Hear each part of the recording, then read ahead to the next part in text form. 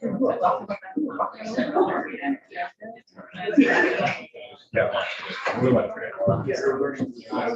just keep it moving, keep it moving, keep it moving.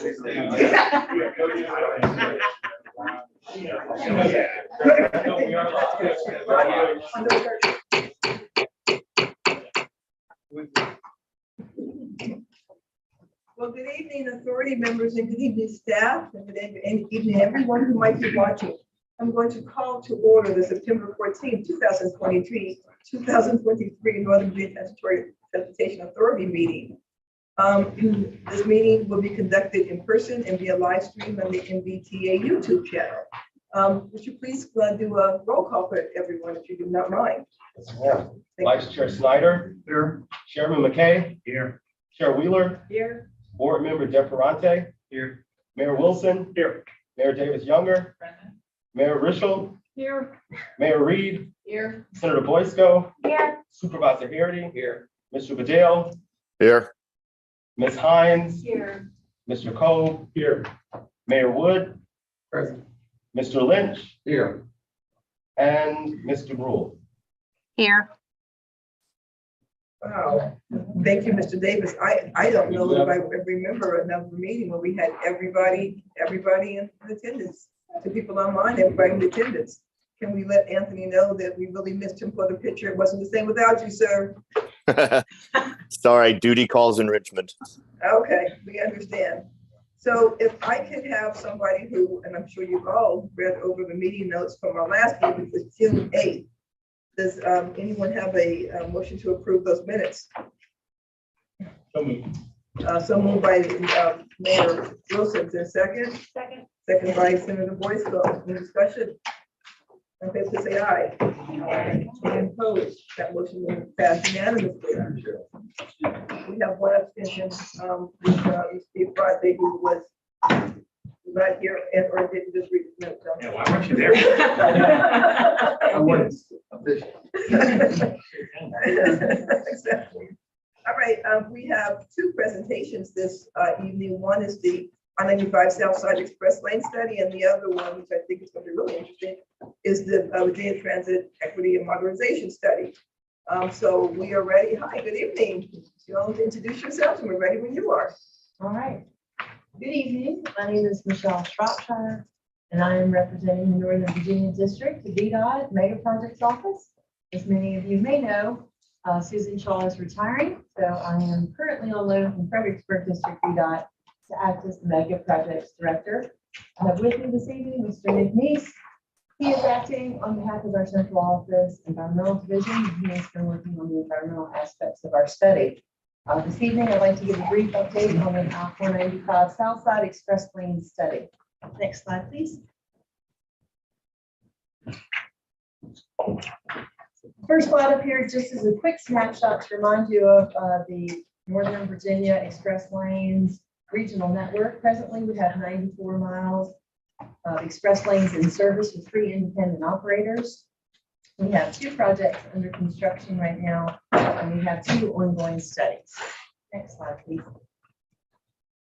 The purpose of our briefing this evening is just to give you a presentation that's similar to the ones that we're giving at the current public information meeting that we have going on this week and next. It's not exactly the same, but it's very close. And just to remind you that our study efforts are being coordinated with a number of federal partners, regional, state, and a lot of different localities along the border. Next slide, please. The specific study area that is involved in our study is 11 miles of the southern section of I-495. It begins on the western end at the Springfield interchange in Fairfax County, and it ends on the eastern terminus at Maryland 210 in Prince George's County. The study segment covers the last segment of 495 that does not have an express lanes implemented. Next slide, please. So for those of you who frequently travel the study corridor area, this slide should not be any kind of surprise. This is a snapshot of a typical weekday afternoon where the heaviest traffic volumes are usually between US Route 1 and the Woodrow Wilson Bridge. And this is representative of the daily traffic patterns we see in that area. Eastbound in the afternoon, typically between 3 and 7 p.m.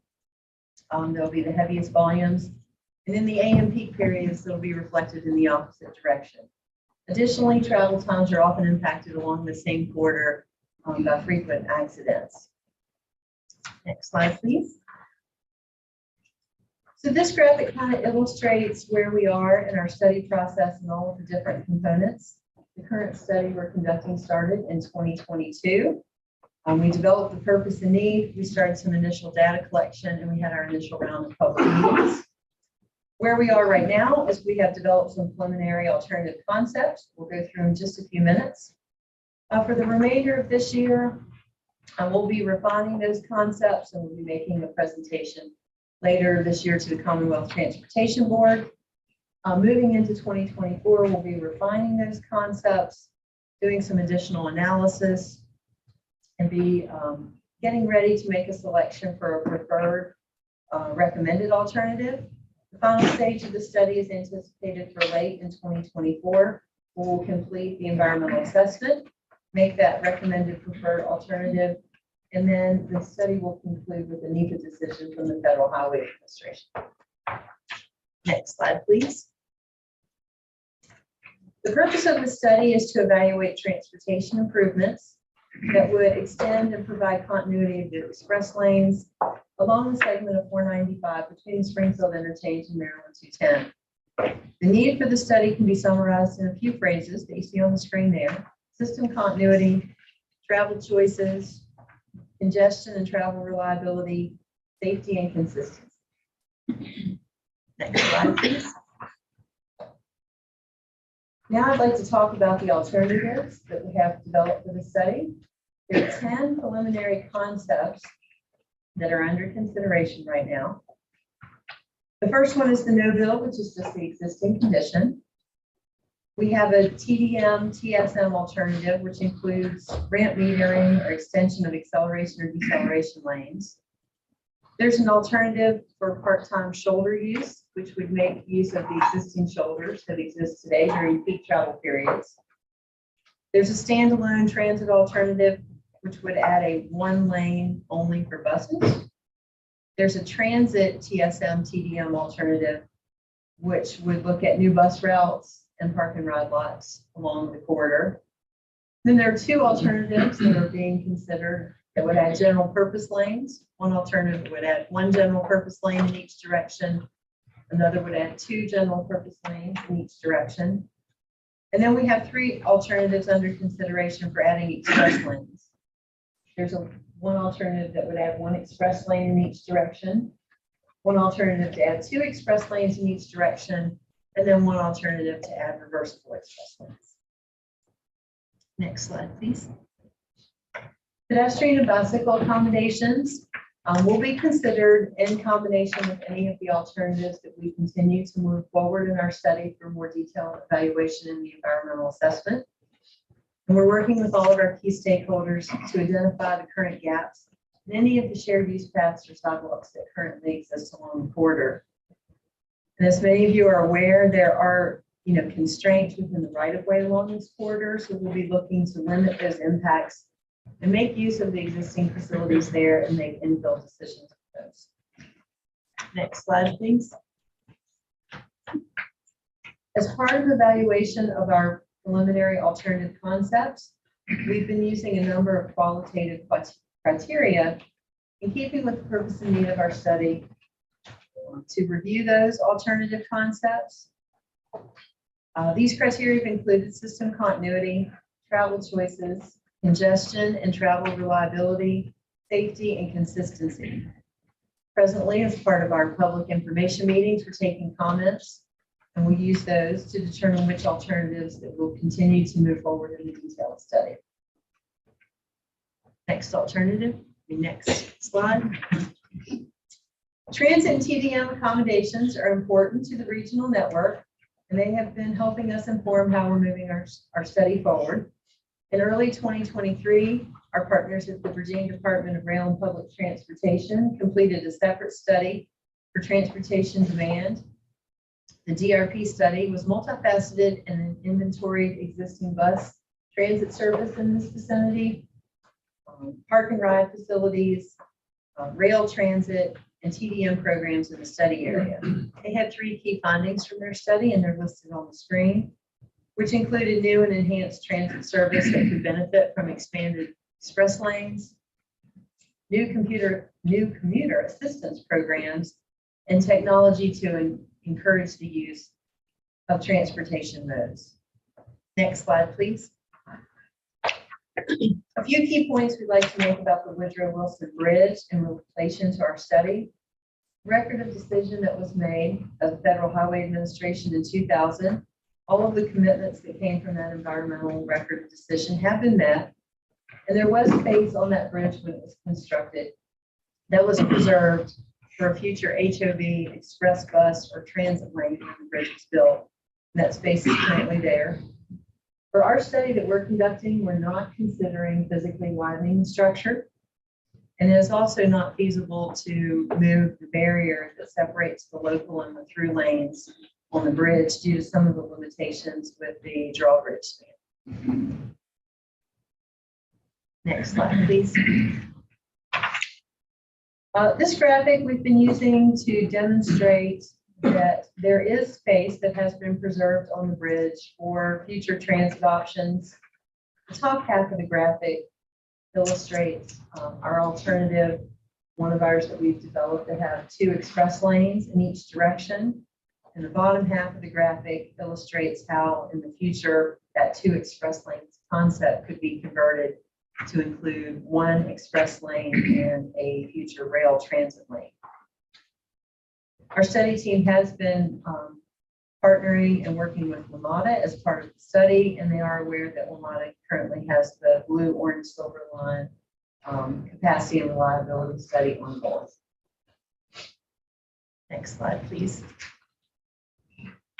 So the next steps in our study are included on this slide, and there are a few notable milestones to keep in mind. We have briefings planned for the Commonwealth Transportation Board later this year and into next spring. We have public hearings proposed on the environmental assessment for the recommended preferred alternative, and those will happen next summer. And then we're targeting a decision from the Federal Highway Administration late next year. Next slide, please.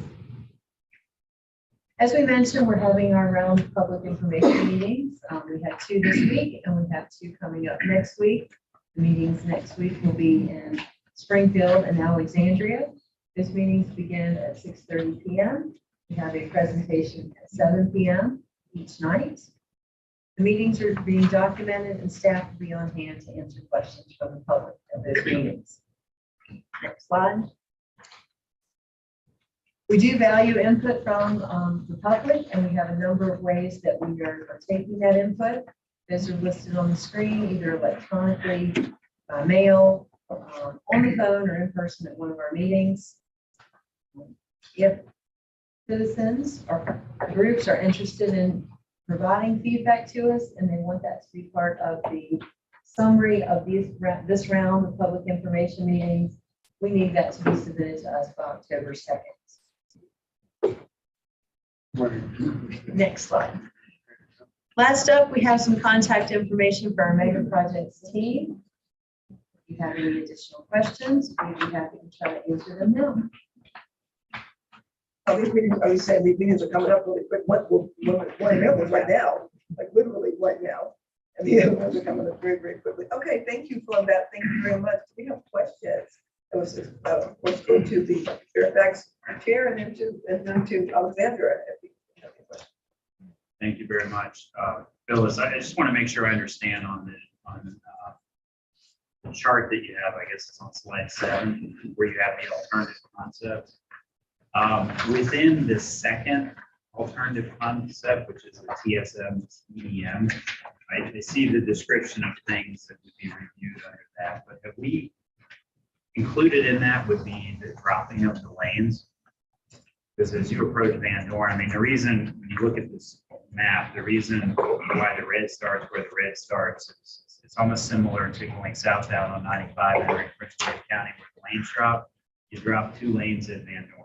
And that brings traffic to a screeching halt. So looking at continuing those lanes through, would that concept be considered under the TSM TDM proposal, or is that being considered in concert with one of the other options?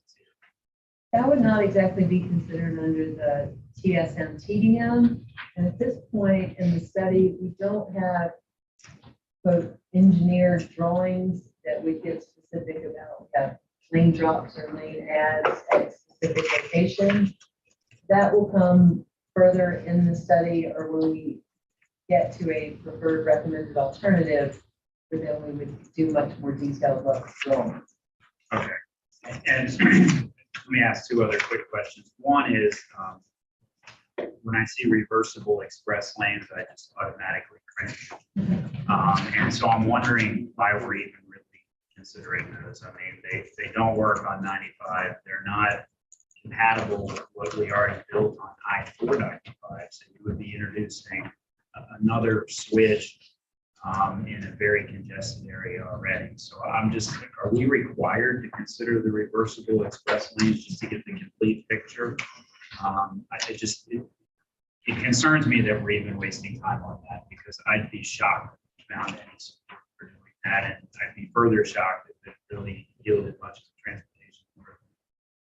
So I can answer that. And as Michelle indicated, we're completing an environmental assessment with NEPA, and we're following Virginia's NEPA 404 merge process. So on a monthly basis, we're meeting with agencies. We also held those public meetings, and we had a number of recommendations to consider. So that is what we are doing right now. We are considering it. We are aware of the fact that west of the Springfield interchange, you have the two express lanes in each direction. And so it would not necessarily meet the purpose as far as providing that express lane system. But to look at the full range of alternatives here, we were working with the agencies. We were asked to take a look at this. And yeah, and just one quick follow on, because obviously, in my mind, transit is critical here, and not precluding transit is even more critical. So when I look at this chart, I see the illustration on, the conceptual look on slide 12, which is the two express lane preliminary concept. What other concepts on page 7 would allow for not precluding transit? So we see the example of two reversible express lanes. Is it fair to say there could be a dedicated transit lane in the two general purpose lanes, one and the two express lanes and the two reverse express lanes? It helped me understand which one of these concepts, in essence, would be largely precluding a dedicated transit. Well, I think we were trying to show the widest footprint as far as whether it was two general purpose lanes in each direction were utilized, how we could in the future push back to one of whatever that would be. So you could have a dedicated transit lane across the Woodrow Wilson Bridge if that was one of the recommendations. And still ultimately in the future have the rail, as you can see from the study. I'm just trying to figure out as I go down the list, where is the first alternative that pops out that would allow for a future dedicated transit lane? Is it the first time that could happen under the one general purpose lane? Is it the two general purpose lane marks? I'm presuming as I go down here, you're looking at right-of-way differentials. I'm just trying to figure out what the minimum improvement would be to allow for a potential full transit lane. We have the standalone transit option in there. That's for sure. So that's the bare minimum. If you were just doing transit. If you were doing transit in a combination of lanes, you would have to be doing at least two general purpose lanes to accommodate that. You would have, can you say that again? Sorry. If you were building, I understand that the transit only alternative. What I'm trying to figure out is what the bare minimum amount of improvement you would have to make if you wanted to have at least a through lane and a transit lane in each direction. Is that, would that be the first time I would run into that would be 2 general purpose lanes? Yes. So everything below that would not allow for this. That's Right, if you're having a separate standalone transit and a separate general purpose express lane, then yes, it would be one and more. Okay, and in a non-reversible. Yes. Okay, I got it. Okay, thank you. Here, what? I just wanted clarity. You said that you were aware that there was 2 other express lanes. I was just trying to. Oh, yes. So west of the Springfield interchange, there are 2 express lanes in each direction. So there's Oh, okay. the 2 And you're looking to do express that on 495, 95 going south. Well, east of the Springfield interchange, that's where we're looking right now for the study limits. So that's where there's a gap in the express lane network. East of the Springfield, just east. And who are the 3 independent operators? In the Transurban as well? Transurban, Express Mobility Partners, What was the other one? Express Mobility Partners, and VIA. Express Mobility. Yeah, 6 outside the property. Okay. Yes, ma'am. Thank you, Madam Chair. Wondering if you all are coordinating with Maryland so that this is as smooth, because I'm on the other end of that and it's a little bit more challenge. They've been included in all the coordination meetings. Maryland DOT State Highway Administration has been involved in the study meetings. They were present at our public hearing or public information meeting we had last night. So they've been a partner. And are they doing similar improvements, or is there going to be a log jam once you get past the Virginia border?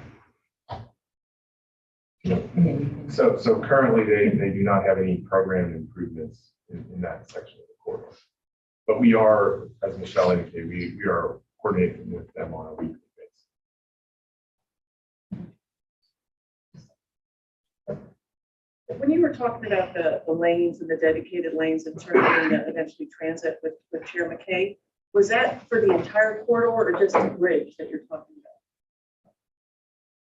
Or like he was talking about the example of the bridge with the lanes that could eventually bring in transit. Is that true for the entire length, or is that specific to the bridge? Specifically on the bridge is where space has been reserved for that. That's what you're, okay, but that doesn't necessarily apply to the whole corridor. Correct. On the whole corridor right now, there's not space reserved for that. On the bridge itself, there. So that for preservation is right. Professor Harry? Yeah, I'm struggling with some of the stuff, but first of all, I'd echo the reversible lanes thing. I think as Chairman McKay said, that's, to me, it's a, we've seen that's a non-starter. But I think it comes down to the DRPT recommendations, the number 3 that says improvements in the South Side corridor should not preclude future rail. Go back to 12, actually, if you can. Not precluding rail doesn't mean leaving a blank space for rail, I assume. That's what I think this slide tries to show. You can do the immediate improvement. We have 3 lanes now, two going through. And then this shows that we could have 2 express lanes. And then if rail ever became the thing to do, you could go back and reconfigure. Is that what we're trying to show with this slide is there could be some near-term improvements and there could be some longer-term improvements. Sometimes, you know. And what year how far out did this study go? I mean, it says rail was determined not to be cost effective compared to bus options. What year did that look at? What's the study year?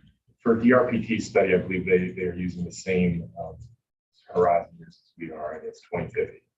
2050. Using the COGS modeling information. So we're going to build this in, let's say, 5 years or 3 years, 5 years. When are we going to build this? Best case. Yeah, I know. I'm just saying. It's really not fun.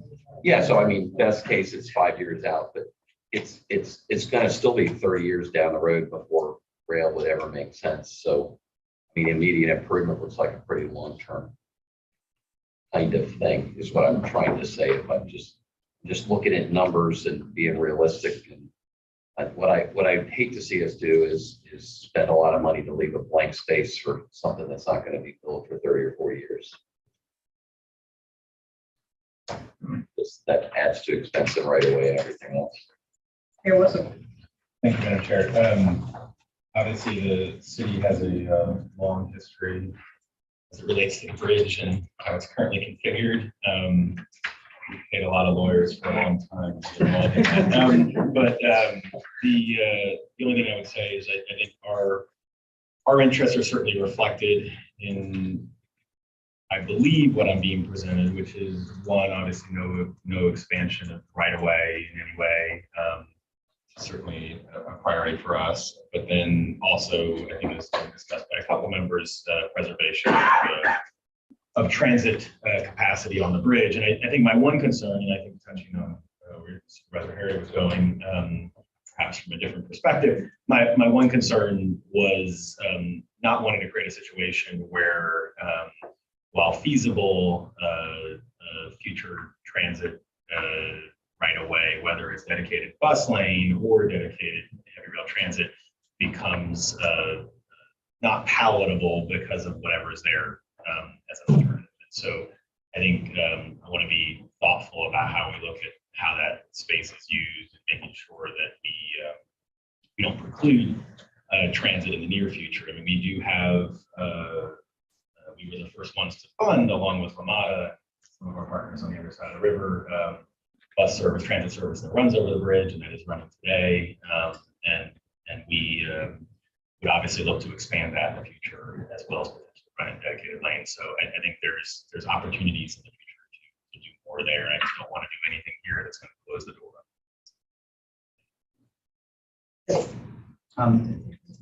Just a couple of very quick clarifications, questions.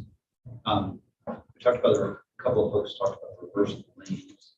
So looking at the process going forward, it's possible that study of that alternative might, is it possible or not possible for that alternative to fall out of the next 6 months? Or is it, to your answer, going to stay in as a considered alternative automatically? Because I think you didn't quite say the law requires that we consider this. You said it was advisable, we were considering it. I'm just wondering the process going forward.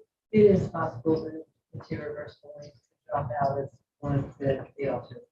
Great. And then the only other question, just to make sure I heard your points correctly, Jeff, that there are two, other than the transit options, there's the two general purpose lanes, the two express lanes, are the only other two that would keep open, at least as I see it, that would keep open the, assuming reversible lanes is not considered, but it's two general purpose, two express lanes, not the one express lane that would keep open the possibility of transit in the slide that's right now. Is that correct? Or do I have that incorrect? I'm just trying to understand what is actually, what the actual number of items that could sort of fulfill the long-term train rail option. Well, if there's only one express lane in each direction, there's still be that room for future transit. If there's one, two lanes in each direction, there's still be room for transit. Great. Thank you for slowing it down. I just wanted to see if I really understood how it was looking. Thanks, Madam Chair. Yes. Let me address one of the factors that we listed in the study, which is safety. And I'm interested, it seems to me if you use an assisted shoulder traveling, hard for me to imagine that passes any kind of safety. Now, maybe I'm wrong, but I'm interested in how you measure safety. You don't need to get to that tonight, but I'm interested in that. And secondly, a little bit more interested in the environmental aspects. To see us underneath. Do you consider, for example, induced congestion? Do you consider, are there particular greenhouse gas targets? What's the environmental part of this? And again, it may be too much for tonight, but I'd be interested in a little bit more. And then one final question: the process going forward, will this group have a chance to look at this again before it goes for like a funding cycle? So I guess I'll start with the NEPA question, environmental question. As part of, once we move forward in the environmental assessment for utility analysis, we will conduct air quality analysis that does include greenhouse gases We will do noise analysis. We'll take into consideration impacts to potential impacts to any resources along the corridor, including parks. I know we've said it, and we say we're going to stay largely within the footprint of the 195 corridor, but we're going to take into consideration all the environmental resources, both the natural and the human-built environment ones. So it's a pretty robust analysis that we will do as far as that next step in the process. And then the third question was the funding question. I would say yes, we would absolutely present. We do intend to present, again, once we go through the process, we would go to the public in summer of 2024 to present the findings of the environmental assessment and our recommended preferred alternative. And similar to this process, we would meet with all the agencies, with all the elected officials prior to going to the public or as we're going. Potentially, meeting with somebody. Yes, Like, but yes. And then the third issue I raised was safety. So yeah, we do recognize that the safety could be a concern, and we are doing that will be done as part of our traffic analysis. We're doing a safety and operations analysis, traffic analysis as part of that as well. Yes, sir. I don't see it mentioned in here, and I think it's probably early on in the process, but there's no graphic that I see that shows where ingress and egress would be proposed to the lane. So is it too early to know which of these places we'd be looking at interchange for entering and exiting lanes? Right now, preliminarily proposed that the ingress and egress points would be much like basis on the internet. So entry and exit would be at the western end, Springfield interchange.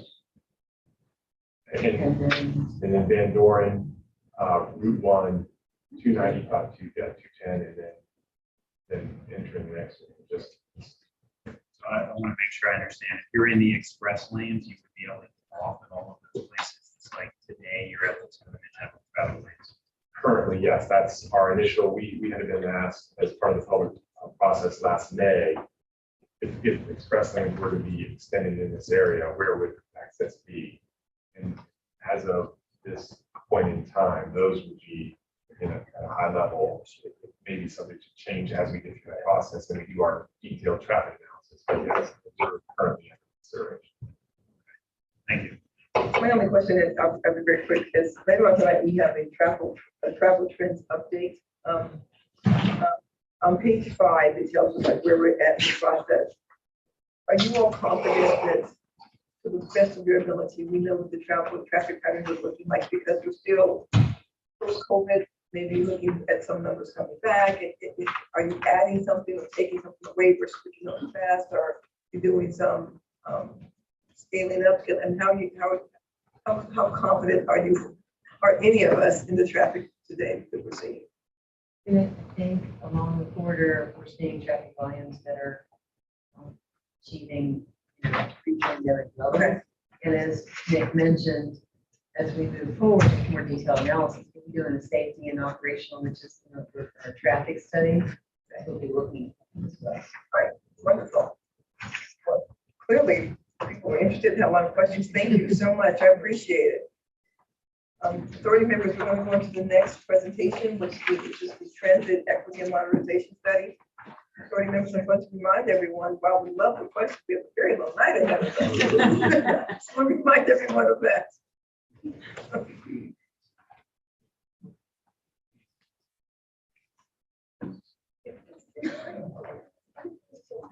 Okay, Jonathan, we are close.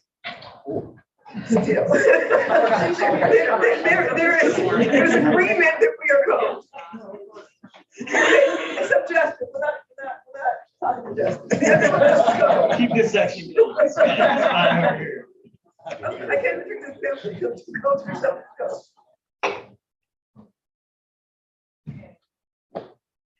So I feel sure I get you back one of my, she's been really shivering for a thing. All right. I'm sorry. Chair Randall, members of the authority, are you ready for me to go? I'm having a little trouble hearing. We are ready when you are. Excellent. I apologize. I am getting over an ear infection and I have got a hearing deficiency because of that. And so I'm having a little bit of trouble with the ambient noise in the room hearing, but will do my best. I'm really proud of the work of our team over the past couple of years with the Virginia Transit Equity and Modernization Study. We started this study as a result of legislation that was passed during the 2021 General Assembly session. It required us as an agency to complete a needs assessment focusing on how transit services are delivered in Virginia and the equity of those services, and also looking at a number of facets of modernization of transit in Virginia. The study itself and the legislation provided that we deliver the study with two deliverables. An interim report that was due at the end of 2021 with some preliminary study findings, and then the final report that we submitted in August of last year with very targeted recommendations and what we wanted to create was an actionable plan, not only for our agency, but for Virginia's transit agencies and communities in improving our transit services. We can go to the next slide. So as we did the study, we had a number of different very technical transit topics that we looked at. We looked at overall accessibility of transit around the Commonwealth, the application of emerging technologies by our systems, system safety, the adequacy of infrastructure, the potential to electrify our systems, lower emission vehicles, and the legislation also specifically required us to look at engagement of transit riders in the governance of our systems. So it was a very broad range of study topics. In fact, this study, as it was scoped and as it was delivered, was the first of its kind in the country. We've won a number of awards for the work because of the breadth of the study concept, the number of topics that we looked at, and the actionable items that came out of it. We can go to the next slide. So in terms of the study process, we started in the summer of 2021 with data collection, and through that, we were able to go in and look at existing conditions, look at industry best practices. We got a lot of stakeholder input. We did some focus groups, some virtual focus groups, used some really interesting technology. At DRPT, we don't get a lot of that frontline interaction with transit riders, and so some of this technology gave us the opportunity to interact one-on-one with users of the different systems around the Commonwealth and hear those needs firsthand in a way that we don't typically get to do. So it really helped us inform that early data collection of the study.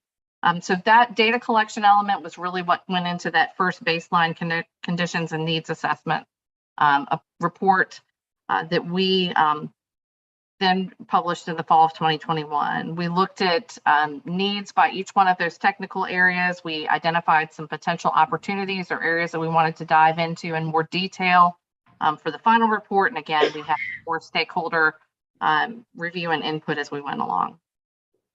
Our goal, and I've said this a couple times because I find it so important, we really did not want to create a study that was just going to sit on a shelf. We wanted something that was going to be very actionable.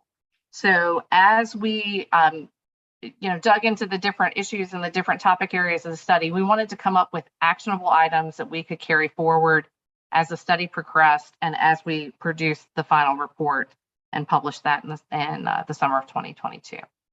We can go to the next slide. Yep, you can click through those. Forgot that there's lots of animation in there. Hopefully that matches what I said. So as we engage with the public and our stakeholders through the course of the study, we had over 3,500 individual interactions. We did a virtual public forum. We had a committee meeting of transit CEOs, or we had a committee of transit CEOs from around the Commonwealth that were very engaged in helping us craft the study and the action plan. We had 16 technical working group meetings. Each one of those different technical areas had its own working group that met at least 3 or 4 times during the course of the study. We had over 3,000 website visits. We did questionnaires. We did the focus groups that I mentioned. We worked with the Virginia Transit Association and did a Share Your Transit Story campaign. and, really wanted to hear the stories of the folks that rely on our services to get to where they need to go. We also reached out to our transit agencies around the Commonwealth, and we did 2 surveys getting very specific information from the transit agencies. Every transit agency responded to both of those surveys. So we had full engagement of all of our partners around the Commonwealth to make sure that this study was something that we all could embrace and move forward with. We did 30 briefings to local and regional governing bodies. We did an e-newsletter, social media post, really did everything that we could to get the word out, and got a lot of engagement and feedback as we went through the study process. Next slide, please. So now we'll talk a little bit about the study findings. And this is not an exhaustive list by any means, but really hits some of the high points that I think really seem to resonate. Thank you. We can go put them all on the screen. One that, I really like to talk about is the fact that, our infrastructure, our bus stop infrastructure in the state is not where it should be. We have over 15,000 individual bus stops in the Commonwealth. They're not all placed in great locations, connected to sidewalks, ADA accessible. Many, if not most, don't have basic transit infrastructure, things like shelters, benches, lighting. It's very inconsistent. And so, the conditions that our riders see vary greatly, depending on the system, depending on the locality. And one thing that we found is depending on whether those stops are located on, locally maintained roadways and locally owned right-of-way, or if they're on state-owned right-of-way. So that piece around bus shelters, I'll pause on the study and look forward to where we are today. We've been able to secure additional funding through our TRIP program and through a legislative change that went through the last General Assembly session to enable us to use some of that funding to address shelters, accessibility, transit safety as part of that program, which wasn't part of the original legislative intent. We're working with the administration to try to cut the regulatory red tape with the Department of General Services around what it takes to place a transit stop and a transit shelter on state right-of-way. And so those are some things that we're working on. It's not moving as quickly as I would like, but that's, I stop here and share that because I think that's why we did this study, is we wanted to get information out of this that we could then carry forward, and we're continuing to do that, and and working very hard to move forward in terms of making transit better in Virginia. We did find on a statewide basis, the availability of transit is generally high, but we do have some pretty significant gaps in the areas where we could have better service. We found that in some parts of the state and with some systems, transit riders are limited in their opportunity to be part of the decision-making process, part of the discussion around how service is provided. We found that most transit agencies don't have either a rider advisory board or committee or some kind of regular interface where their riders have access to decision makers. And that's something that we have seen in other parts of the country and in some systems as a best practice, not something that we want to prescribe, but is something that was notable through the course of the study. We continue to find, this is just, good information, that transit is among the safest ways to travel.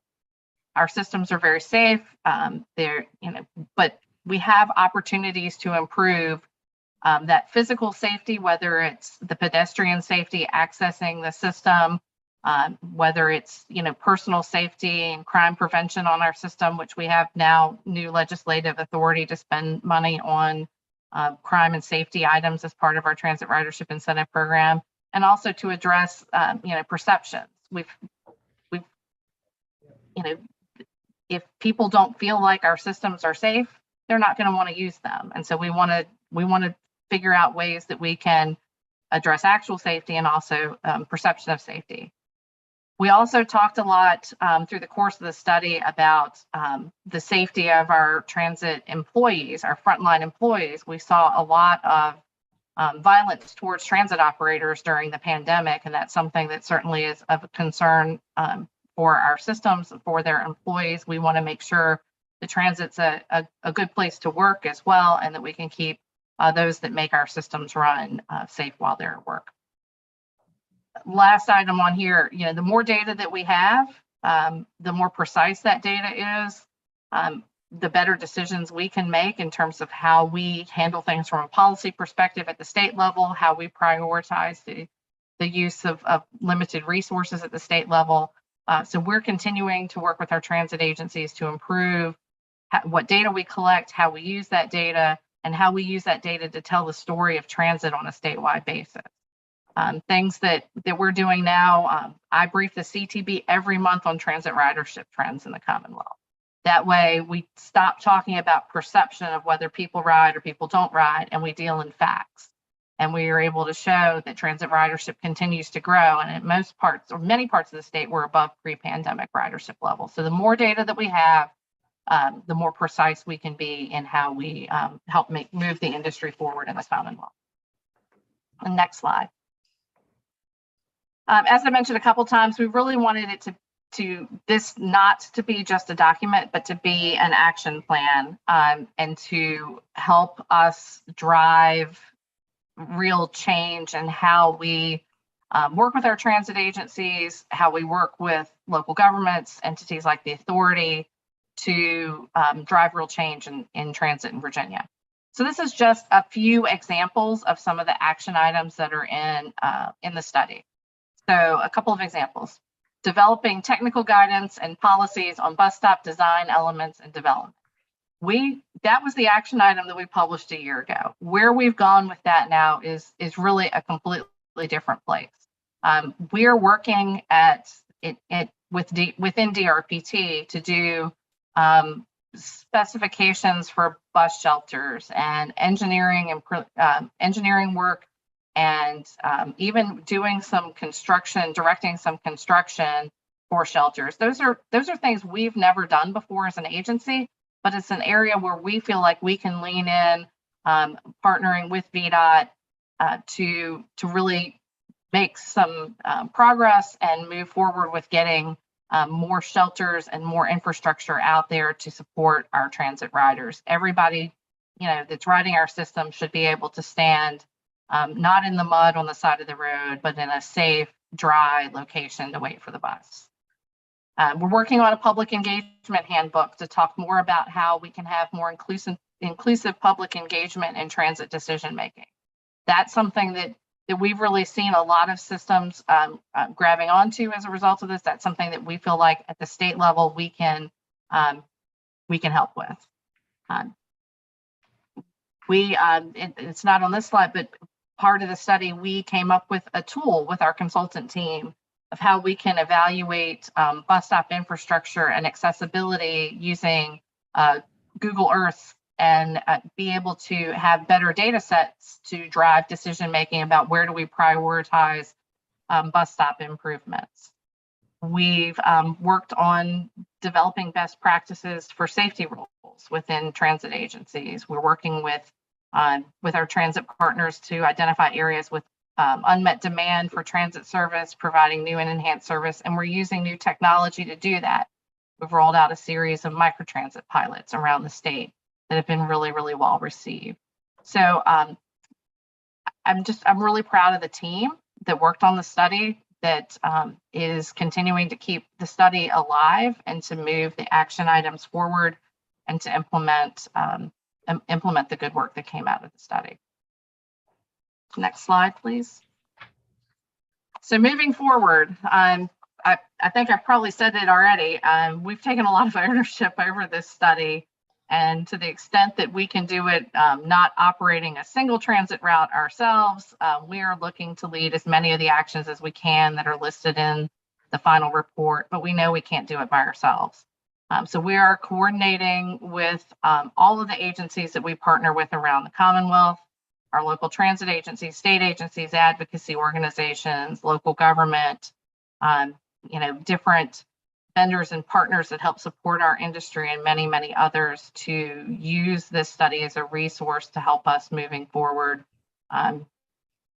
really modernize Virginia's transit systems and make them what I know needs to be the backbone of keeping Virginia's economy strong and making connections, for the Commonwealth in terms of accessing jobs, education, and healthcare. Next slide, please. So next steps, we submitted our final report last summer of 2022. We are working in partnership on implementing those near-term actions. We've already, I mentioned a couple already.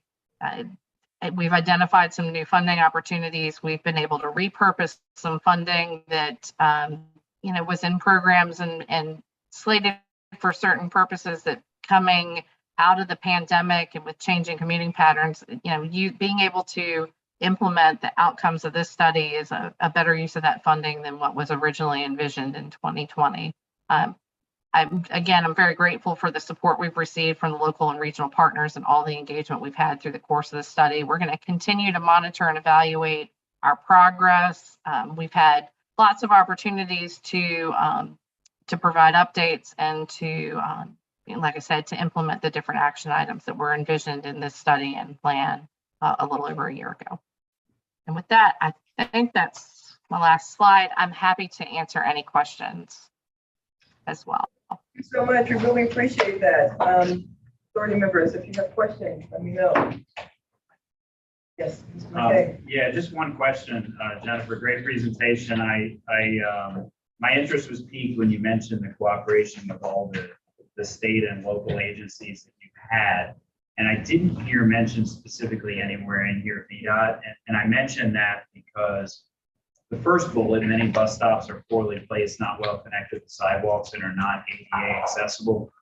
And this is not a fault of VDOT, but I hear this all the time from our own DOT that it takes a lot of time and a lot of money to get through the permitting process to make improvements in the right of way. And many times what we're trying to do is add sidewalks or bus shelters or other things to enhance transit and pedestrian connectivity. And so I'm wondering if that's part of something that's going to be looked at here, if there's any way to streamline, when local governments or transit providers are trying to make improvements in the right of way to enhance transit, how they can be prioritized and be handled a lot quicker and a lot more efficiently, because the cost of these projects for local governments just continues to get bigger and bigger and bigger the longer it takes us to make these improvements. And I hear that almost on every one of the projects we have, ed projects or bus shelter projects, is getting through the process to get approval from VDOT. And so I'm just wondering how well we're coordinating with them, and if that might be one of the outcomes here to help VDOT with maybe the staffing needs that they have, to be able to say, hey, if you're coming in doing this, this is now a priority from the state. We're going to work with local governments. We're going to streamline. We're going to get permits quickly. We're going to make these projects cost efficient. Especially if it's 88. Luther, did you hear that question? I did. Chairman McKay, I think I'm probably the only DRPT director that came as a veteran of VDOT. And I did almost 20 years with VDOT. We have a really good partnership with VDOT. And we've had a lot of discussions, particularly with bus shelters over the last 18 months, about how we can make the process work better. We've got examples that I won't use a Northern Virginia example, but I'll use a Charlottesville example where we've had bus shelter improvements that we funded that have been in the pipeline for 3 years and are still not in place. And that's not all VDOT. Some of that is state building official and the Department of General Services. A big piece of it has been figuring out how to get building permits for a bus shelter. That gets to that regulatory piece. So we are working, we've worked through a lot with VDOT in terms of putting some clearer guidance in the land use permit manual for how bus shelters and transit stops should be permitted. We never had specific guidance in the land use permit manual for that before. We worked with them to get that published earlier this year. Having funding, my engineering team, they're both former VDOT engineers that came out of a residency office that know the land use permit process, and they're working to help the transit agencies walk through that process as well. We're putting our engineering, our engineers are doing the preliminary engineering work on behalf of a lot of the transit agencies that don't have the ability to do that. So I will say we're making progress. That's more to bus shelters than sidewalks specifically, but I would say our partnership is strong. This bus shelter initiative for us is one of we put it on our list as a legacy initiative for this administration to really move the needle. And I'm pushing hard on it with the support of our partners at VDOT to make that happen. So I know it hasn't been smooth in the past and it's taken a longer time, but we do have that channel of communication open with VDOT, and we are of like mind in moving these forward. Okay, And thank you. just to add to that, you talk about any engineered structure, regardless of how simple, has to go through the Department of General Services and get that permit. So that's typically the holdup, but if you do hear of other things that it is VDOT, I don't know about. Thank you. Yes. Voice go. Thank you. Jennifer, I want to thank you very much. I was one of the co-patrons of this bill. It was really important to me to make sure that we are looking with an equity lens and modernizing, because patterns have changed over the past few decades, and we want to make sure that we are being as responsive to our constituents as possible. I really appreciate that you took this seriously, that you all are looking long-term and working to implement the guidance that you laid out in the study. So really, I just more just applauding the work that you've done and appreciate it very much. Thank you, Senator Boysko. Jennifer, I just want to speak really very quickly to the discussion around safety, whether it's actually a problem or a perceived problem.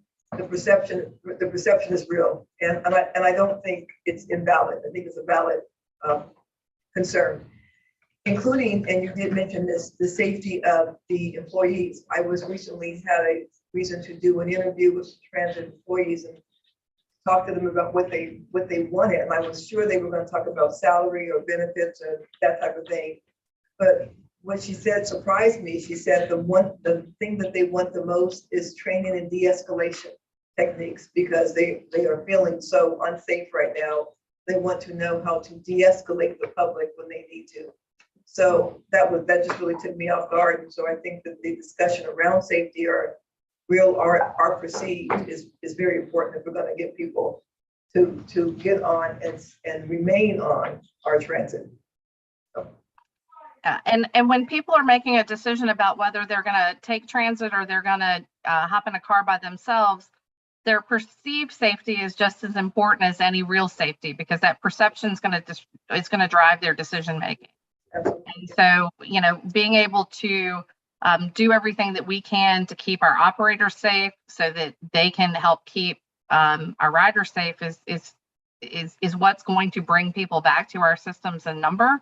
And we need folks to ride transit to help reduce congestion on our highways. So, I mean, it is really a holistic approach where we can do things from an implementation perspective to improve safety, whether that's lighting, security cameras and observation, whether that's in a vehicle or at a transit stop. Those are things that we can fund and implement to help improve actual safety and the perception of safety on our systems. And we're looking to do that as well.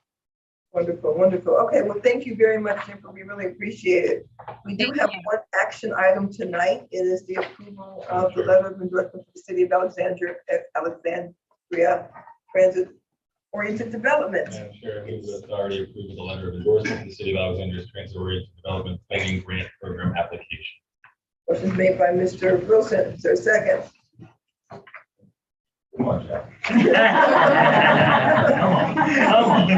You sure? You sure? Okay, good. Okay, all right. That's gonna be sweet. Motion made and seconded. Can we go to Fairfax's money?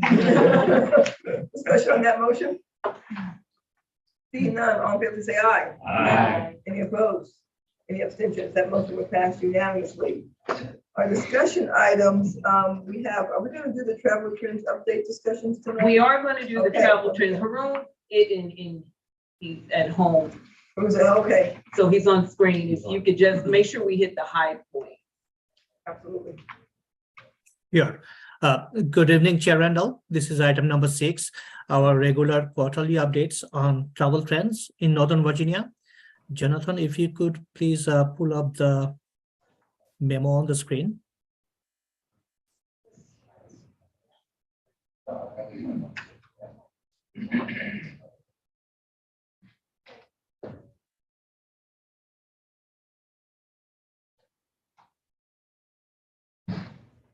Go up a couple of pages.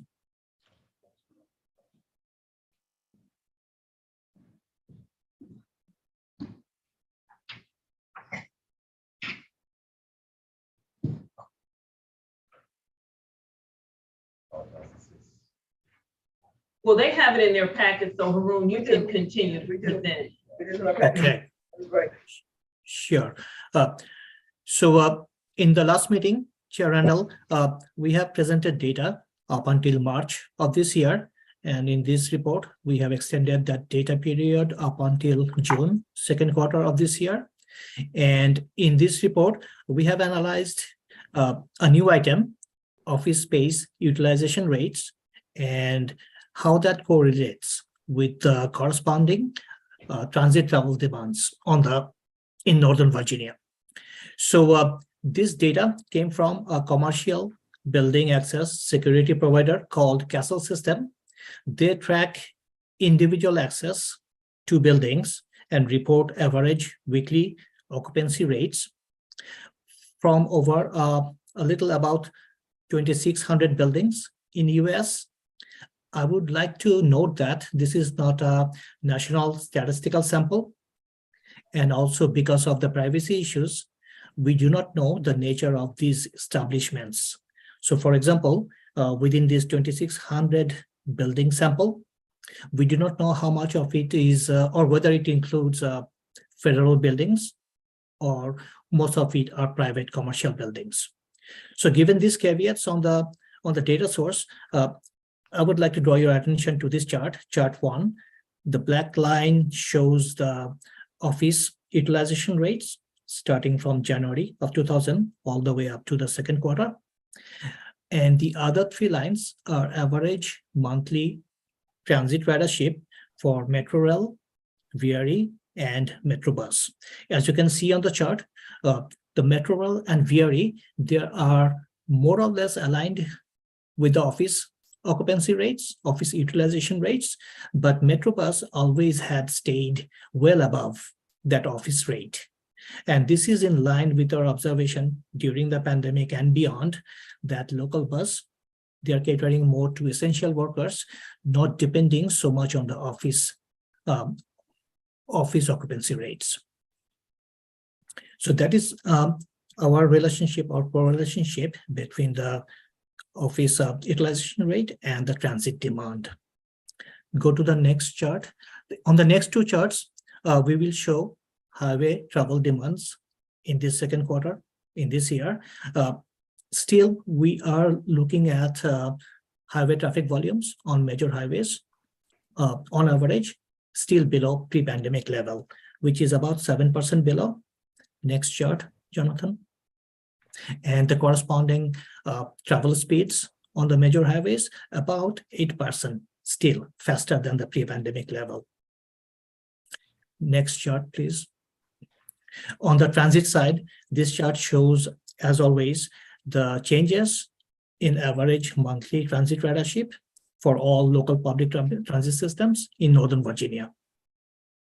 On this chart, as you can see, the top 2 lines, the local bus services, they continued to show strong recovery, which are at or above the pre-pandemic level ridership. For example, Fairfax County's Connector, City of Fairfax Q, or Town of Alexandria's Dash system. The bottom 2 lines are for Metrorail and VRE. In this second quarter, Metrorail showed stronger growth trend, which may be due to their increased service levels or reduced fare program, the Metrolift, which started in the month of June. On the other hand, VRE did report substantial increases in Friday ridership, but that's only Friday. It appears that didn't make a lot of dent in their monthly average ridership trend, which is the bottom line, the blue line. So these are our major trends on the highway and the transit side. Next step, in the next report, we will extend our data period all the way up to September of this year, and we anticipate higher travel demands due to school traffic back to school, and also our anticipated higher rates of return of office workers. That is all I have, Chair Randall. I can answer any questions. Thank you very much. Really appreciate it. Board members, you have questions? I think we're good. I think we don't have any questions, and I think we're very good. Thank you so much. Thank you. All right, we're going to go to our Finance Committee report. And we have a lot of stuff that happened in Finance Committee this evening. I'm going to go to Mayor Rochelle. How are you? Thank you, Madam Chair. Sure. The Finance Committee last met on June 8th, 2023. Mr. Bob Lazaro, Executive Director of the Northern Virginia Regional Commission, was invited to present possible renewal of the lease, which expires on July 31st, 2025. The NVRC presented the NVTA with a 10-year lease containing some complex features. After the June meeting, the NVRC withdrew the lease offer by sending a lease termination notice to the NVTA. This will require a short-term lease beginning November 1st, 2023 through March 31st, 2024. That short-term lease has been finalized by staff and Council of Councils and will be part of a closed meeting discussion later this evening. Committee directed the CFO to examine office space options and approved obtaining professional advice and representation through writing a state contract for broker services related to possible office space decisions. Progress on this effort will also be presented to the authority in a closed meeting later this evening. The committee took up a sole source procurement issue related to the technical remodeling of a City of Fairfax project. The company AECOM did the original modeling and already has the modeling set up. City of Fairfax will reimburse the authority for all costs incurred. And I would ask Mr. Long if he has anything to add. I won't add anything, or I won't go through the financial packages. I'll just say that the revenue portfolio and operating budget are all in very solid shape at the close of Q3 and the start of fiscal 2024. That concludes the finance report, Madam Chair. Mr. Lundy, we will have to add, because it's not on the agenda, a second closed session tonight. And we combined them in one closed session for the lease purposes as well as the annual review.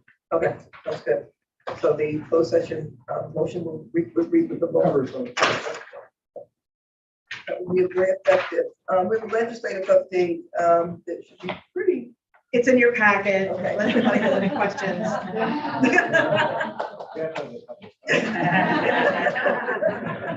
Maybe you meet with him. I said, Tracy, listen, I think we may want to have this after November 7th. Yeah, so, you know, so, yes. Everything was there. Everything, well, I don't think it will change, but things could change. Things could change. Not everything. Not everything, right? Yeah, but some things could change, and so we, you know, I think if anything comes up, you'll let us know, but until then, we'll probably hold this until the November meeting.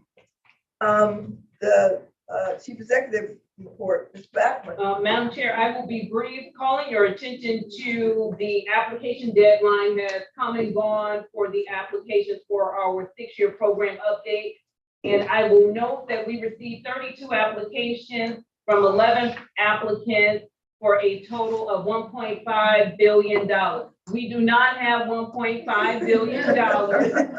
We are work finance. We'll start working on the revenue projections for this funding program. But what I can tell you is that we do not have $1.5 billion. And this is adding fiscal years 28 and 29. So even though we call it a 6-year program, it's really covering fiscal years 28 and 29.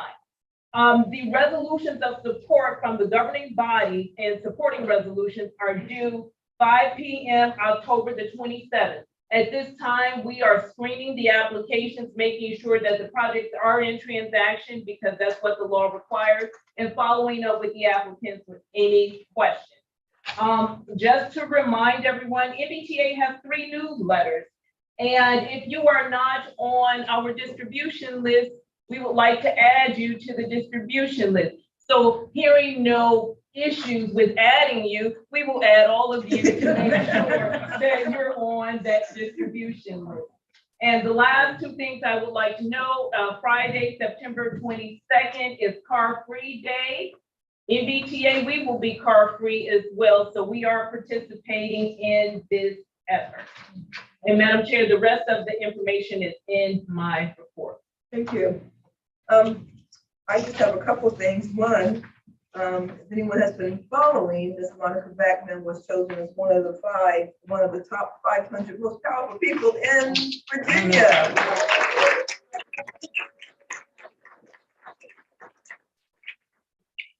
Now, 1.5.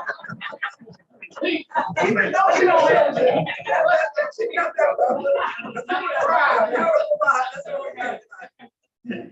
Monica has been stacking up the awards this year, and we have noticed. I have noticed, and we have noticed. In fact, I got the hard copy magazine. I haven't seen it online. I got the hard copy, circus picture, and everything. I got that. But yeah, I need to have her autograph it. Madam Chair, it really is a team effort, but I get to be in the front, but it is. It is a team effort. It is an amazing team, and it is a team effort, and we do know that and appreciate that. Although you were the one in the magazine. We also have a milestone that we hit with the 30% money. Ms. Beckman, I know this is my part, but I think I'm gonna let you tell about the milestone we just achieved. Okay, thank you, Madam Chair. So as you all know, HB 2313 has the revenues for 70%, which are regional revenues that comes to the authority, and 30% goes back to the 9-member jurisdictions where the taxes and fees are raised, provided that you meet the certification requirements. To date, all localities have met the certification requirements, and I would like to know that we have hit the $1 billion. So you all have the $1 billion.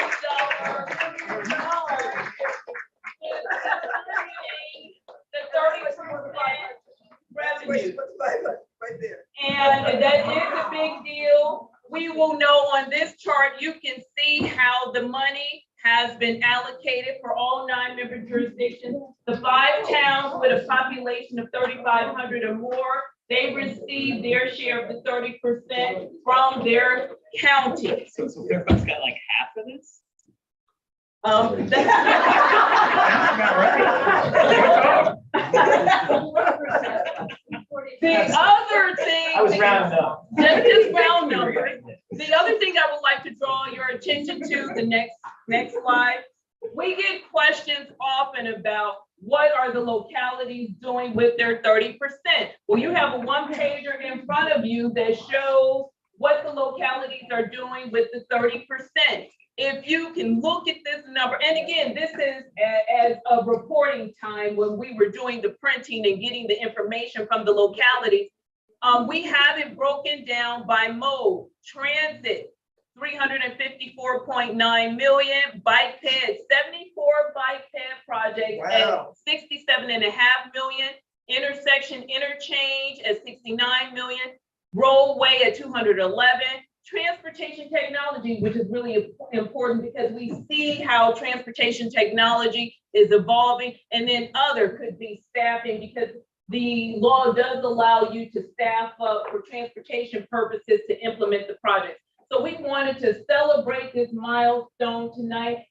You have the little bundinis or whatever they call them. And then we have, come on in, staff. We're going to do a ribbon cutting. It is a true testament to the work that the authority is doing.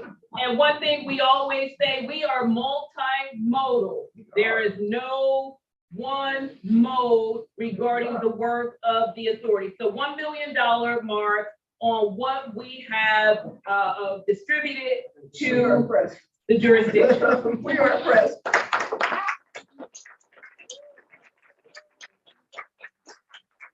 If you have any questions, the finance team, and I really have to acknowledge them because they're the ones that do the processing and the certification work to ensure you get your money. And I want to thank you all to make sure you're filling out the certifications and meeting the requirements, because if you don't, it rolls over to the 70s.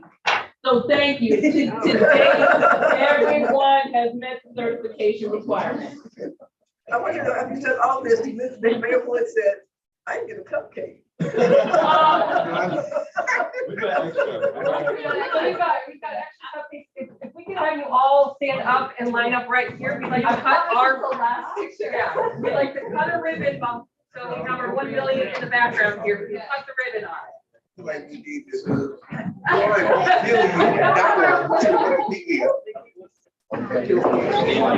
She said she's got one more. Yeah. They practice control there.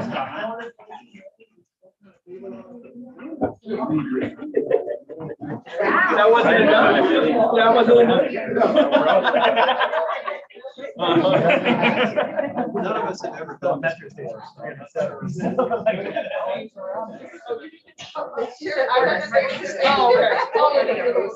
when you told us we needed to.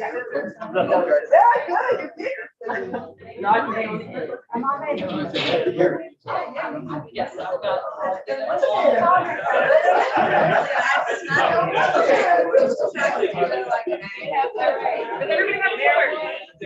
Everybody have Don't run up here.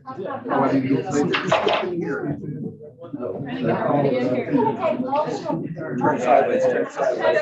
Scoot back just a little bit, just to try to get Y'all try this and make sure it's gonna work.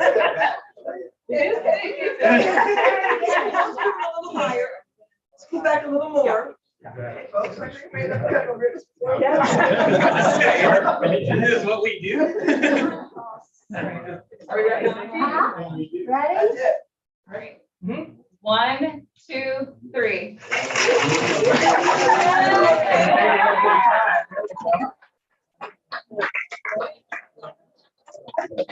All right.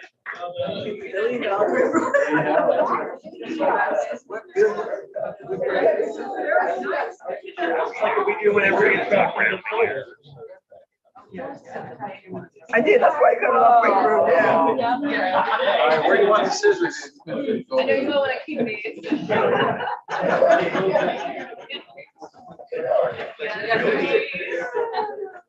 Yeah. Okay. Thank you. Keep this. What are you doing?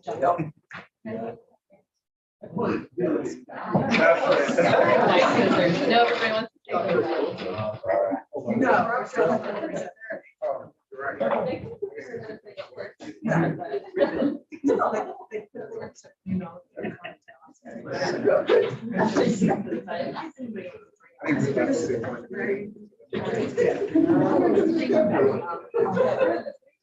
You got another one.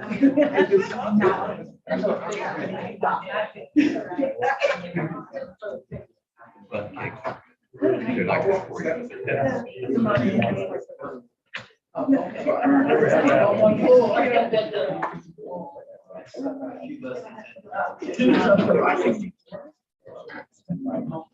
Interesting, they were able to come up with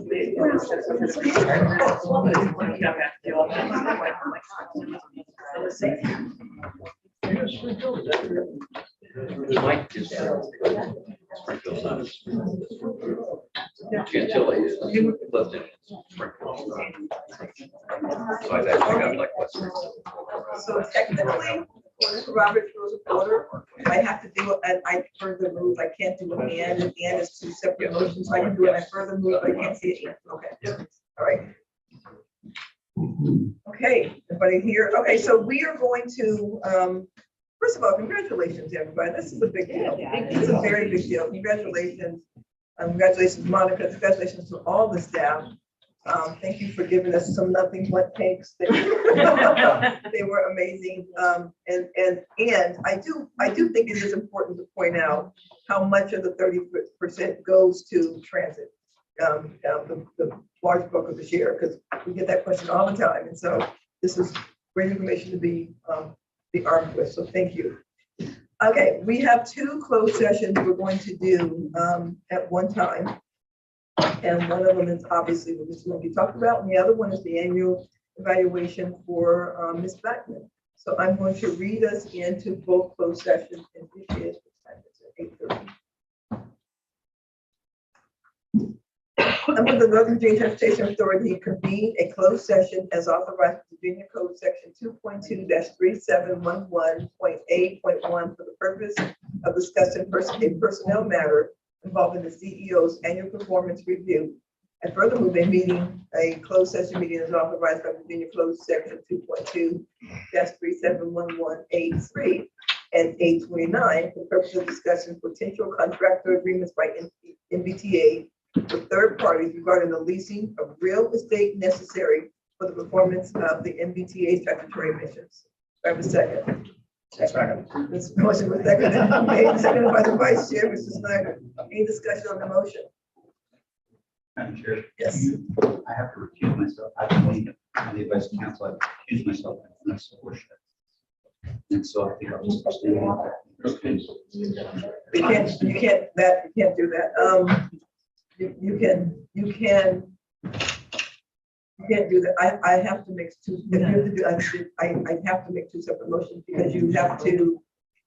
If you want to be part of Ms. Backman's discussion, we have to vote yes on that, and then abstain on the second. So I can no, it's easy. I can separate the motion, and we can just vote on each motion individually. So consider that I separate the motion. So the first part that we're voting on is the personnel matter. So for that section only, all in favor say aye. Aye. Any opposed? That motion passed unanimously. For the second part, because the motion is separated, all in favor say aye. Aye. Any abstentions? And any noes, any abstentions? We have 1 abstention. Thank you. The other question I have is, are people who are on the web going to be able to join us for the virtual? And how does that work? That's because that's not going to be public. You're going to just leave them and they take them to a room? Yes, ma'am. I'm going to stop the live stream, Okay. but Jennifer DeBruyne and Mr. Patel will still be on. They'll still be on Zoom. Zoom is still going to be there. They'll still be on Zoom, but not in the meeting. No, they'll be in the They'll still be meeting, in but the we meeting, but I'm won't gonna be stop live stream. Live stream will stop it from YouTube, but I understand. there, Okay. yeah, no one has the link except for. For the 2 that need it. Okay. Yeah, And Haroon, that means you Haroon. can log off. Thank you.